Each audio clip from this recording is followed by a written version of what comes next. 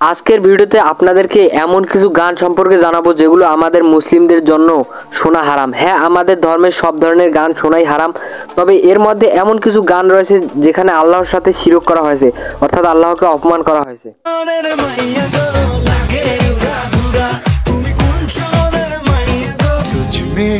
रब दिखता है यारा मैं क्या करूं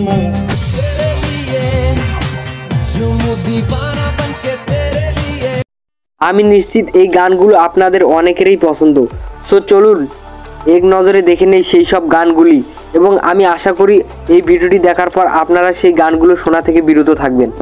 তো লিস্টের শুরুতে রয়েছে রোইনা এই গানটি।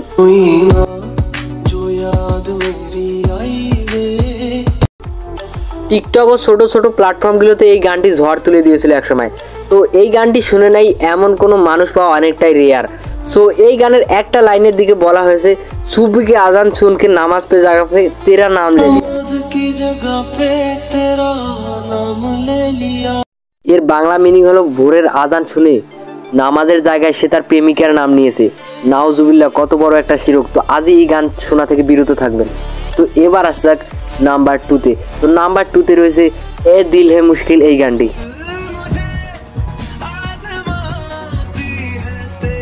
এই গানটাতে কণ্ঠ দিয়েছে সবার প্রিয় অরিজিৎ সিং।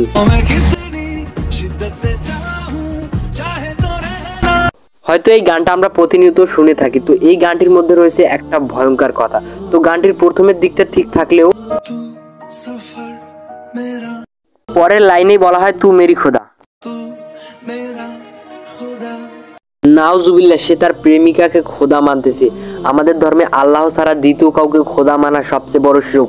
আমাদের ধর্মে কেন, কোনো ধর্মেই এরকম কথা মানবে না, নিজের সৃষ্টিকর্তা ছাড়া অন্য কাউকে খোদা মানা। সো এইসব গান থেকে দূরে থাকবেন। সো এরপর রয়েছে তুজবি রাব দেখতা হে এই গান।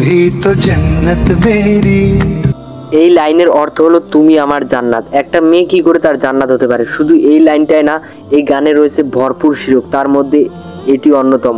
এই গানের এক পর্যায়ে বলা হয়েছে সিজদে সব ঝুঁকতা হে ইয়ারা মে কিয়া করুঁ, সজদে সর ঝুঁকতা হে ইয়ারা মে কিয়া করুঁ। অথচ আমাদের ধর্মে স্পষ্ট আল্লাহ ব্যতীত অন্য কারো সিজদায় লুটিয়ে পড়া শিরক।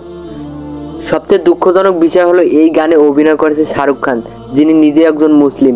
আমি বুঝি না কিভাবে তারা এই ধরনের গানে অভিনয় করতে পারে। সো এরপরে রয়েছে ভাসতে সিরিজের এই গানটি।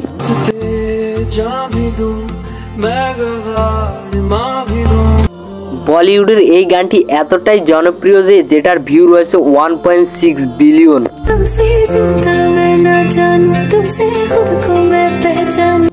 এই গানের একটা লাইনে বলা হয়েছে তোমার জন্য আমি আমার জানও দেব, ইমানও দিব।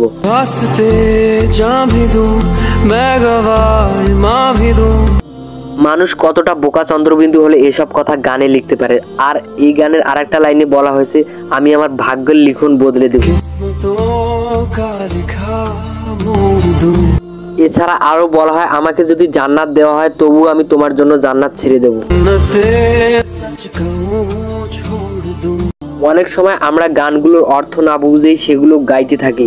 তো জেনে বুঝে গাও আর না বুঝে গাও, আসলে শিরক অলওয়েজ শিরক। সো এই ধরনের শিরক করে থাকলে আল্লাহর কাছে তওবা করে মাপ নিবা, তা না হলে কোনোভাবেই এই পাপের মাপ পাবা না। তো এবার আসা যাক সানাম রে সিনেমার গানটিতে।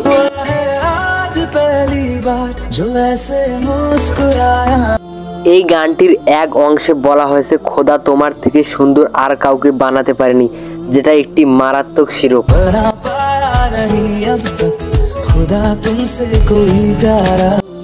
অর্থাৎ এই গানটিতে বলা হয়েছে খোদা তোমার থেকে আর কাউকে সুন্দর করে বানাতে পারেননি। প্রথমত এটি একটি ধর্মবিরোধী কথা, দ্বিতীয়ত এর থেকে অনেক সুন্দরী সুন্দরী মেয়ে আছে ভাই। সো এরপরে আমাদের লিস্টে রয়েছে তেরে লিয়ে এই গানটি।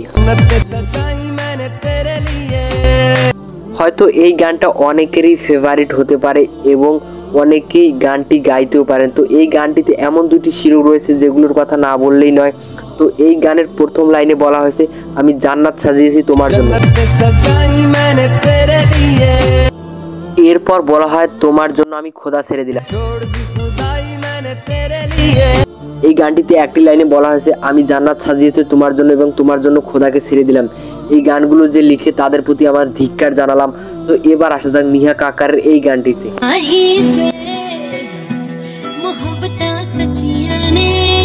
এই গানটিতে হয়তো তেমন কোনো সমস্যা হয়নি, কিন্তু একটা লাইনে এসে বলা হয়েছে আমি তোমাকে চেয়েছি রবের চেয়েও বেশি।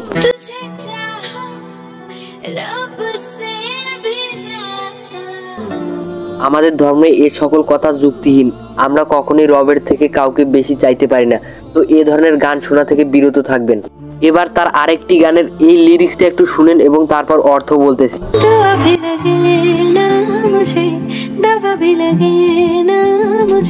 কিছু বুঝলেন? এই অংশের অর্থ হলো যখন থেকে আমি তোমাকে দেখেছি আমার কোনো দোয়াও লাগে না, কোনো ওষুধেও কাজ হয় না। যা করলে নেই জীবনে, উপরে গেলে দিবনে। সো গাইজ, এই ভিডিওটার বানানোর মূল উদ্দেশ্য হচ্ছে আপনাদেরকে সতর্ক করা। আশা করি ভিডিওটা আপনাদের উপকারে আসবে। সো ভিডিওটা ভালো লাগে চ্যানেলটা সাবস্ক্রাইব করে দিন, ভিডিওতে লাইক দিয়ে আমাদের পাশে থাকুন। সো আজ এই পর্যন্ত, দেখাচ্ছি নতুন কোনো ভিডিওতে। ততক্ষণ ভালো থাকবেন, সুস্থ থাকবেন, আলবিদা।